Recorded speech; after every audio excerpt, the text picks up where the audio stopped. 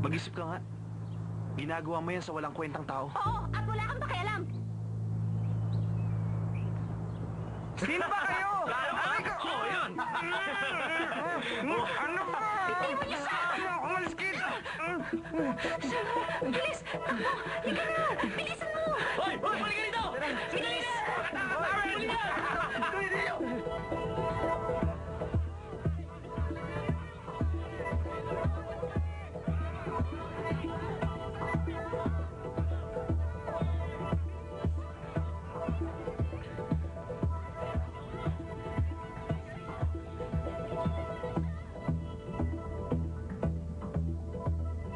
Kung ako ang hahabulin ng chicks, siguro pagbibigyan ko sila. Pero one at a time. Hindi naman masamang subukan. Playboy ka naman talaga. Ikaw, Lay, may girlfriend ka na ba? Wala pa. Hindi ako makapaniwala. Dapat magkaroon ng girlfriend ng mga lalaki. That turns them into a real man. Aray! Alam mo ba kung bakit hanggang ngayon hindi pa rin nagkaka-girlfriend si Lay? Hindi na bale. Ganito na lang. Ipakikilala kita sa mga kaibigan ko mga models. Huwag na lang. Alam kong sasabihin mo yon. Hindi na ako magtataka. Gustong-gusto kitang biruin, alam mo, dahil gusto ko makita ang ganyang itsura ng mukha mo. Pero hindi ka magiging seryoso sa ibang mga babae. Because you're my Lay. Remember that. Welcome back, Chin. Ayan, long time no see. Lalo kang gumaganda. Salamat. Hayaan mong ipakilala kita. Anak siya ng direktor ng ENC Hospital. College senior siya, taga-Yinte. Silang... Alam ko, sila ang sikat na F4. Hello.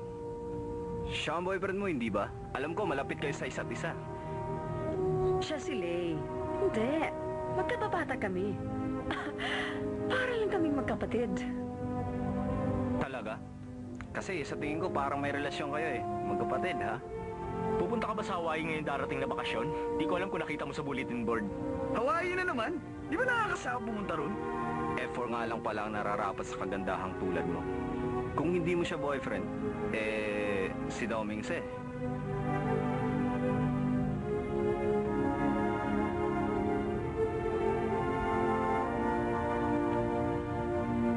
Chin, excuse me. May klase pa ako. Alis na ako. Sige, bye-bye.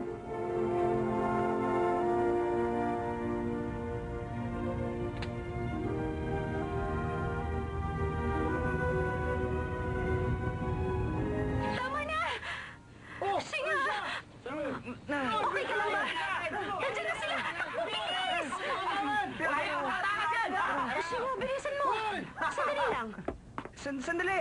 Hawaii, ang pangarap kong bakasyonan. Talagang pupunta ako sa Hawaii. Ano? $50,000? Pambihira naman sila. College freshman pa lang tayo ah. May nakita akong ad sa newspaper. $19,000 lang para magbakasyon. Sensei, hinahabol tayo. Ngayon pa ba natin pag-aaralan ng vacation rate? Nandiyan na sila!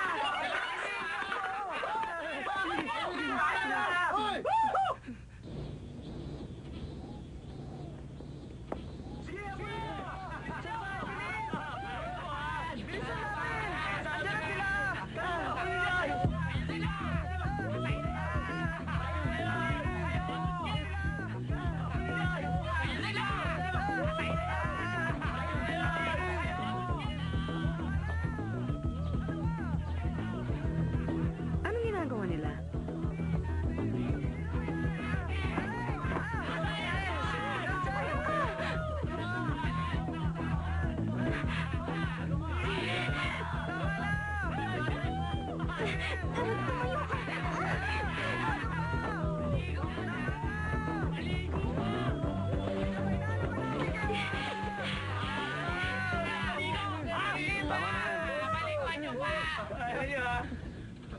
Si Wachele, tinutulungan ako ni Wachele. Hindi ako makapaniwala. Lay, alam mo ba kung anong ginagawa mo? Azi, dapat alam kung kailan titigil. Hindi ka pa ba masaya? Anong ibig mo sabihin?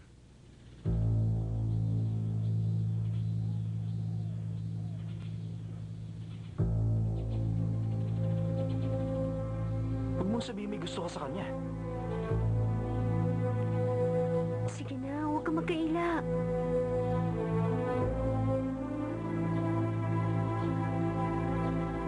Tutulungan mo ba siya?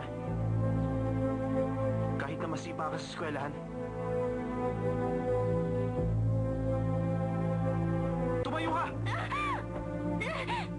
Hanggang kailan mo ba tutulungan ng babae ito? Wala ka nang pakialam doon! Bitiwan mo Walang ako! pakialam? Aray! Bitiwan niyo ako! Dominguez, halimaw ka talaga! Okay. Watsele, tapos na tayo. Wala na usapan.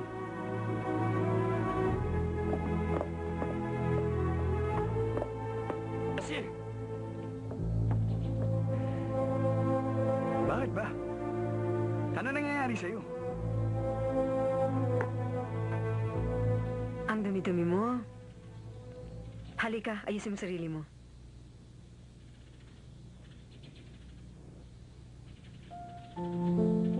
Pagpasensyahan mo na sila. Hindi naman talaga sila ganun kasama. Kaya lang, di nila sumusobra na sila. Ang ganda-ganda niya. Ang kanyang mga pilik mata. Parang manika. Pareho kaming babae, pero ang laki ng aming pagkakaiba. Makinis ang balat niya. Maputi. At ang bango-bango pa niya. Bakit? Wala naman. Wala. Eto, punasan mo mukha mo. Salamat. Siya na lang panyulitong ito ah. Mhm. Alam mo, ngayon ko lang nakita si Lena. Naging emotional masyado. Siguro may gusto siya sa'yo. Ha? Naku, imposible yun. Magkaiba tayong dalawa. Hindi ako magugustuhan ni Watchelay. Alam kong ikaw ang gusto niya. Talaga? Pero lagi kong naiisip, isang araw iiwan din ako ni Leng. Kapag nangyari yun, malulungkot ako. Bakit malungkot ang mukha ni Chin? Tulad ni Lay nang sabihin niya yun.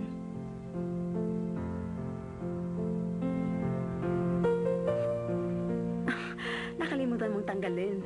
Dapat tayong mga babae, laging maganda. Dahil hindi natin alam kung kailan darating ang Prince Charming natin.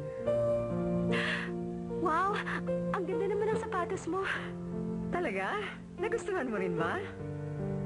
Alam mo, nung nandun ba ako sa France, may nagsabi sa akin noon, ang dapat daw, piliin natin ang pinakamagandang pares ng sapatos. Dahil ito ang magdadala sa atin sa mga magagandang lugar. Napakaganda talaga ni Teng Tang Chen. Pero kahit na magkaibang daigdig namin, mabait pa rin siya sa akin. Di tulad ng mataray na si Bai He. Ganito dapat ang itsura ng isang tunay na babae.